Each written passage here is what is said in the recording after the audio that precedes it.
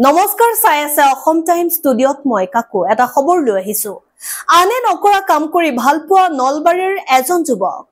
মানৱ সেৱা আৰু সমাজৰ হৈ কাম কৰাৰ দুৰ্বাৰ হেপাহ যুৱকজনৰ দীৰ্ঘদিন ধৰি সমাজ সেৱাত একাত্ম হৈ পৰিছে যুৱকজনে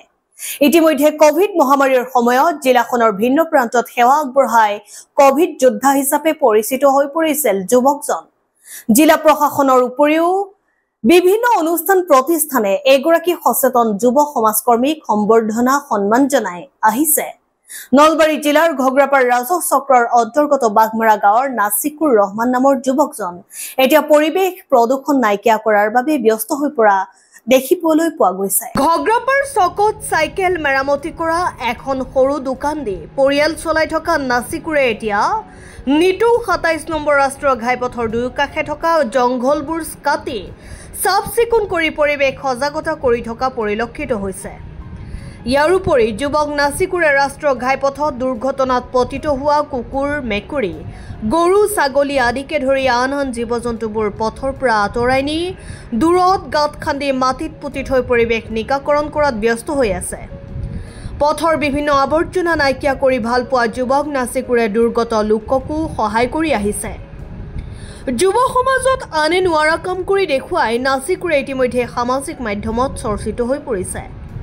যুৱকগৰাকীৰ এনে সমাজমুখী কৰ্মক ঘগ্ৰাপাৰ অঞ্চলৰেই নহয় সমগ্ৰ জিলাৰ সচেতন ৰাইজে ভূয়সী প্ৰশংসা কৰিছে news desk report Assam time নমস্কাৰ চাই আছে অসম টাইম ষ্টুডিঅ'ত মই কাকু এটা খবৰ লৈ আহিছো আনে নকৰা কাম কৰি ভাল পোৱা নলবাৰীৰ এজন যুৱক মানৱ সেৱা আৰু সমাজৰ হৈ কাম কৰাৰ দুৰ্বাৰ হেপাহ যুৱকজনৰ দীৰ্ঘদিন ধৰি সমাজ সেৱাত একাত্ম হৈ পৰিছে যুৱকজনে